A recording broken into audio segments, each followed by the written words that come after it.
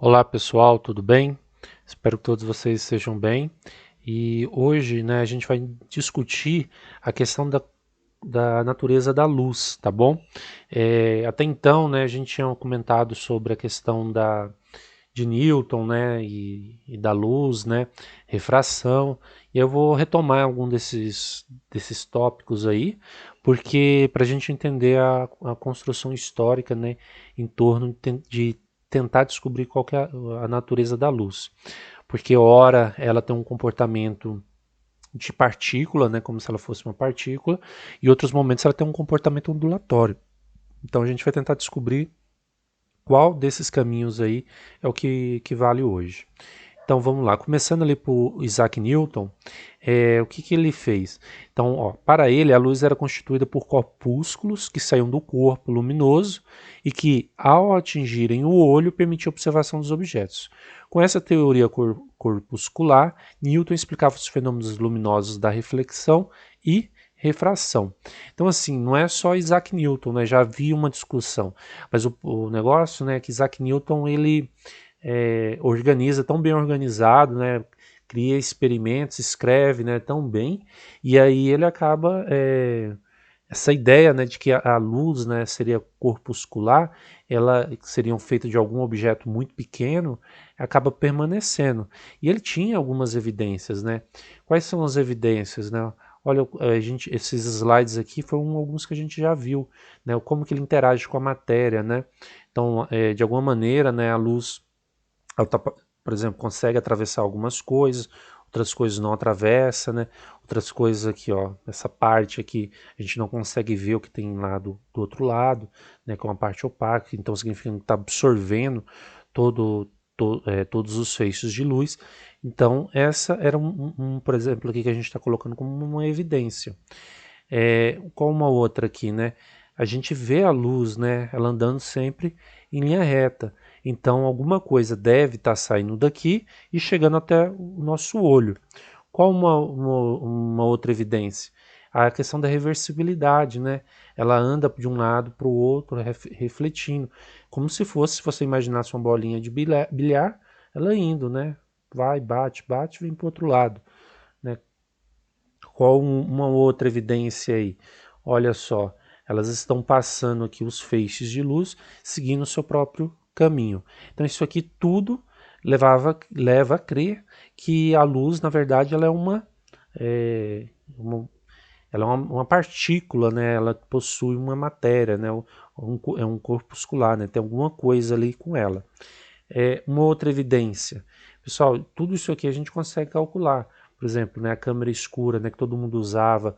Olha só, a única explicação aqui é essa aqui que tem no desenho, Então é mais uma evidência, de que a luz ela é invertida aqui e ainda obedece à geometria, Então a matemática ainda está apoiando isso. Olha o caso da refração, que foram os dois fenômenos, A gente falou tanto da refração quanto da reflexão. Então, ó, a luz, ela muda de velocidade ao atravessar, ao mudar de meio, Então, a única explicação para isso, quando a gente vai abrir a geometria, as equações, é se forem formadas por partículas, ela tem um comportamento aí de partículas. A reflexão total, que é um caso que ocorre, por exemplo, no espelho. Vejam bem, a reflexão da luz é um tipo de fenômeno óptico. Esse fenômeno vai ocorrer quando o raio de luz incide uma superfície refletora, mudando a direção do raio incidente. Como nos exemplos de superfícies refletoras, temos um espelho presente em todas as casas ou um lago calmo onde é possível ver o reflexo. Veja bem, A luz incidente vem, bate aqui, ela é refletida, Ela muda a direção que ela ia, porque naturalmente a gente esperava que ela seguisse aqui, E fosse, mas não, ela é refletida. Então, mas olha só, o que eu estou imaginando aqui com a luz? Que ela seja uma partícula e aí ela obedece também à geometria, porque aqui eu também consigo calcular, porque aí me interessa o ângulo, Esse ângulo do raio incidente, o ângulo do raio refletido, enfim. Então a matemática também me apoia nessa ideia. O problema é o quê? surge aí Christian Hughes. Na verdade, não só ele, existia muita gente interessada no assunto. Eu estou colocando aqui como se fosse o primeiro, mas na verdade é uma discussão grande, com muita coisa. O problema é o quê?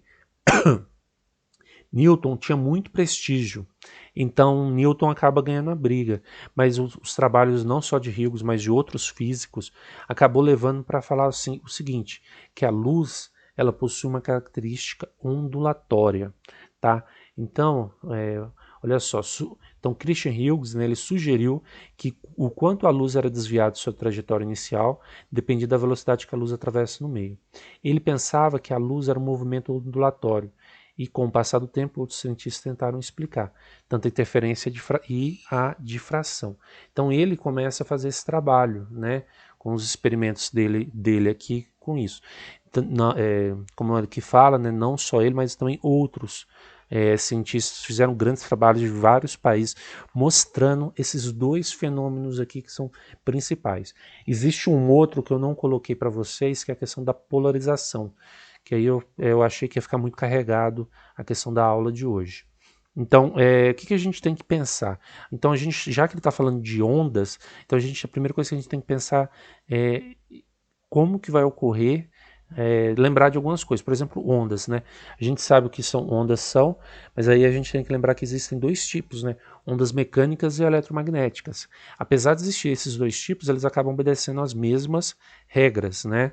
Então, por exemplo, se a gente está falando interferência de ondas, tanto ondas mecânicas quanto ondas eletromagnéticas vão ter interferências, terão difração, refração, ressonância, né? Todas elas terão.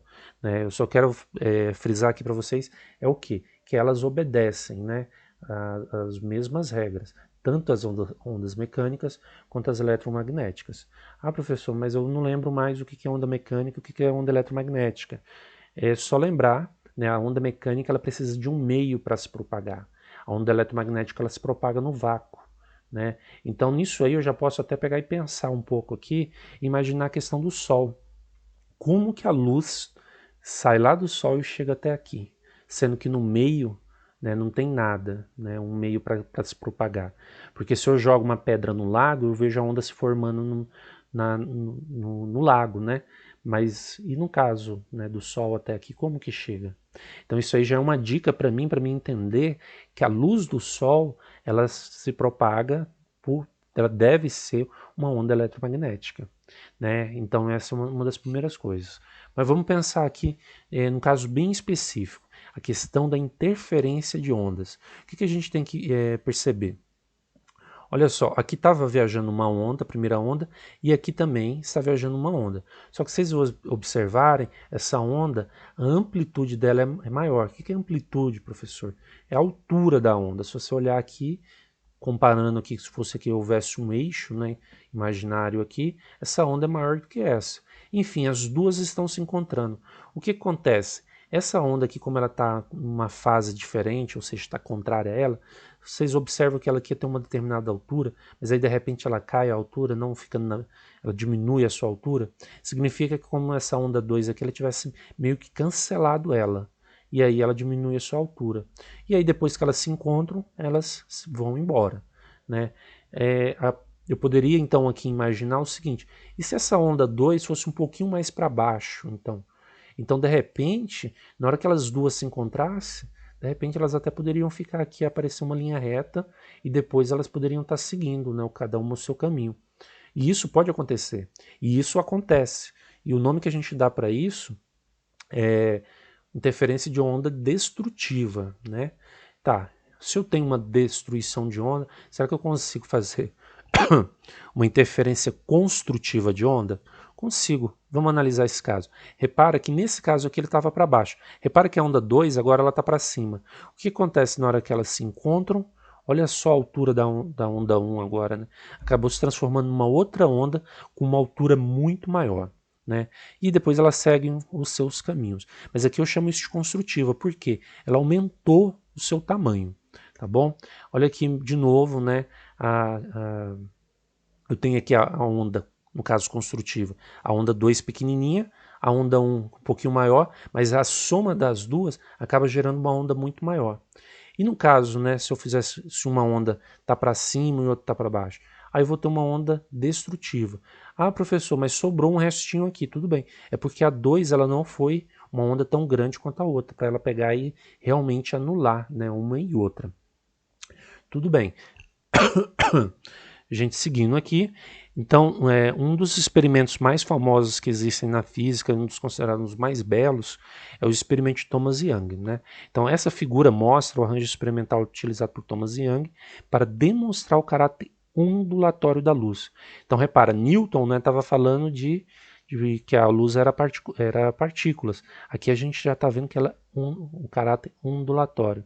A saber, o experimento de interferência em fenda dupla. Esse experimento é conhecido como interferência de fenda dupla, tá? Mas um pouquinho para frente a gente vai esmiuçar um pouquinho mais esse experimento. Mas por hora, o que a gente deve observar?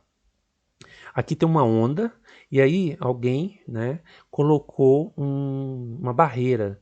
E nessa barreira deixou um pequeno buraquinho. O que a onda faz, né, na hora que ela chega aqui? Ela muda o jeito dela. Perfeito. Né? E aí ela vem para cá. Só que aí ele colocou uma outra barreira e aí ele colocou 2 buraquinhos de novo. Por isso que eles chamam no experimento de fenda dupla. Fenda é uma palavra bonita para buraco. Então ele colocou aqui. E aí o que acontece? Aquela onda começou assim, ela acaba virando esse tipo de onda, 2 tipos de onda. E o que acontece? Algumas delas, essas ondas, elas acabam cancelando as outras e outras vezes reforçando. Então veja bem, essa onda, né, aqui, né, ela acaba encostando com a outra, né, que veio daqui. Então por isso aqui eu chamo isso aqui de máximo. E o ponto que não tem onda, eu estou chamando de mínimo. E isso realmente acontece. Não importa se eu faço esse experimento com água ou se eu faço com luz, tá? Eu observo o mesmo padrão que tem nesse desenho.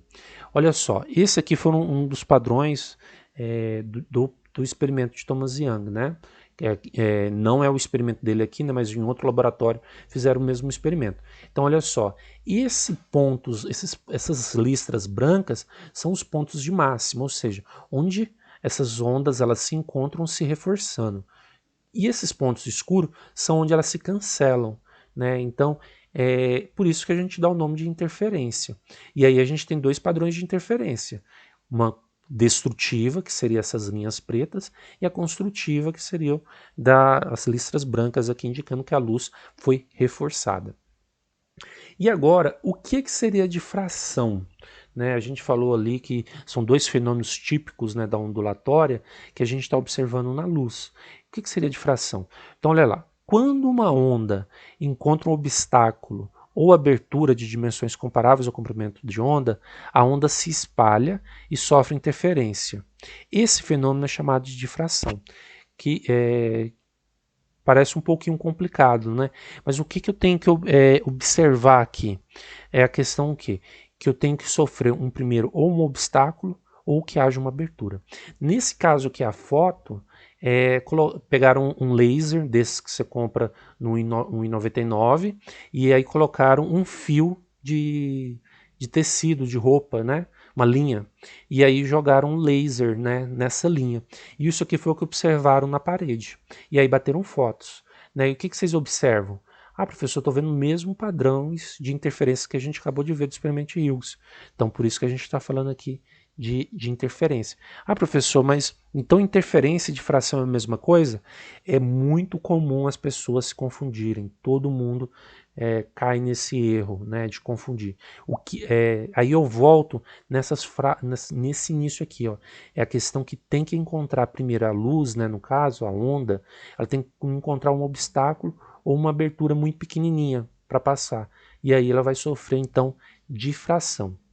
Então, deixa eu dar um exemplo aqui. Essa aqui é a janela do quarto do meu filho. O que eu fiz? 3 da tarde, fechei a porta do quarto do meu filho e aí eu deixei a janela, né, com uma frestinha bem pequena. Olha só, o que eu poderia imaginar como que seria a luz que saísse dessa fresta? imaginar que ela poderia sair em linha reta apenas, deixando que haja apenas um feixe. Mas não é isso que eu observo. Eu sei que a imagem não está ruim, mas é porque eu bati uma foto no escuro, tá?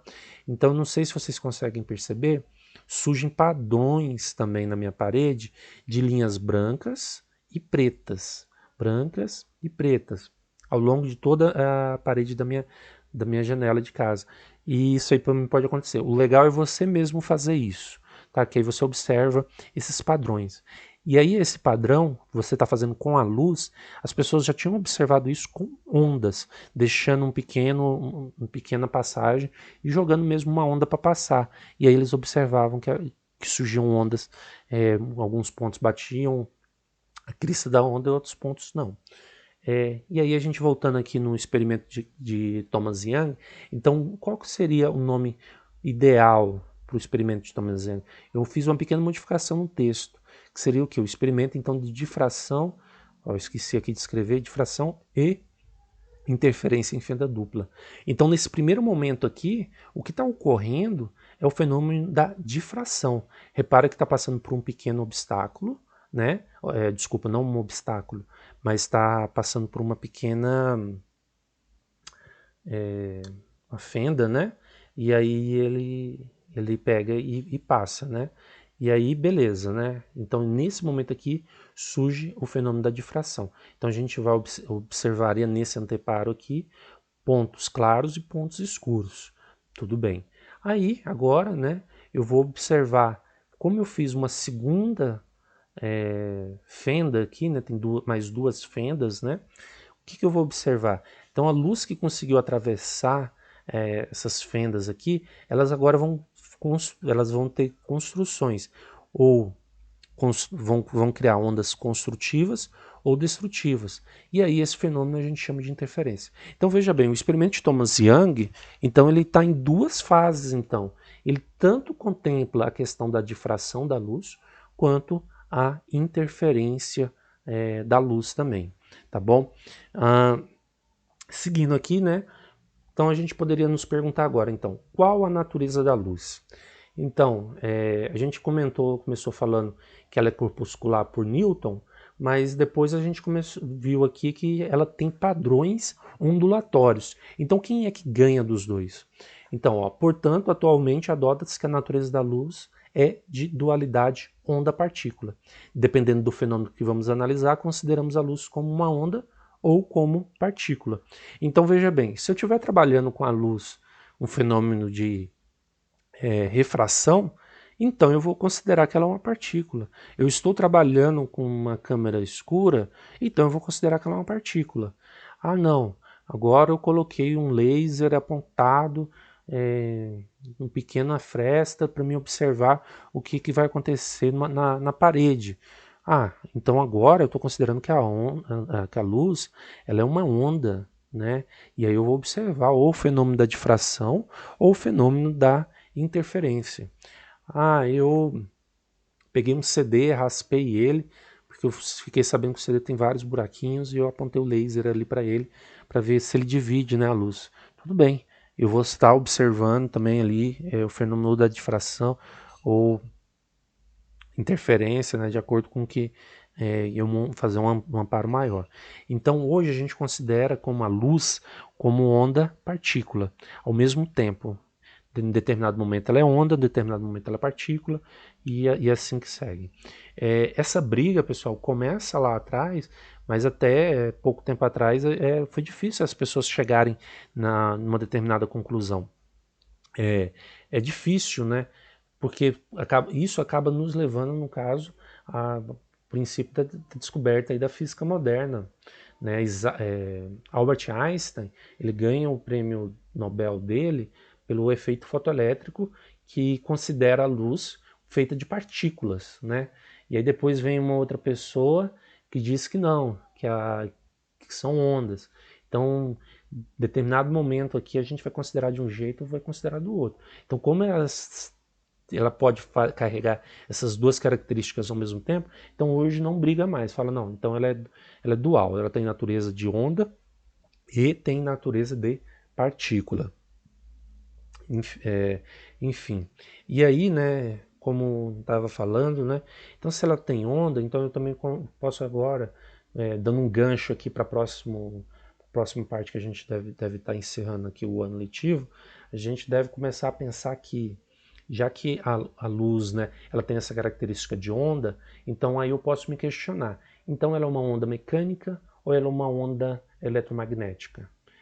Aí, como eu falei da questão do Sol, que ela atravessa todo o vácuo até chegar aqui, então a gente vai considerar ela como uma onda eletromagnética. E nas próximas aulas a gente vai abrir para a gente tentar entender o espectro eletromagnético, para a gente ver o que tem ali dentro, né? A gente começou a fazer uma introdução ali, mas a gente agora tem que dar um aprofundamento, né, dentro desse tema, tá? Eu acho que é isso, pessoal. Qualquer coisa, eu estou à disposição. Todas as quartas-feiras, às 11h30 da manhã, tem um plantão de dúvidas. Então, se você tem uma dúvida, quer tirar uma dúvida, entra no plantão. O link está no, no roteiro de atividades, né? E, de repente, você não quer o plantão de dúvidas, né? Converse com o seu tutor, ele pode passar meu WhatsApp, né, para você tirar alguma dúvida, alguma dificuldade que você tenha, tá? E qualquer coisa estou à disposição. Até mais, pessoal. Boa semana aí para vocês.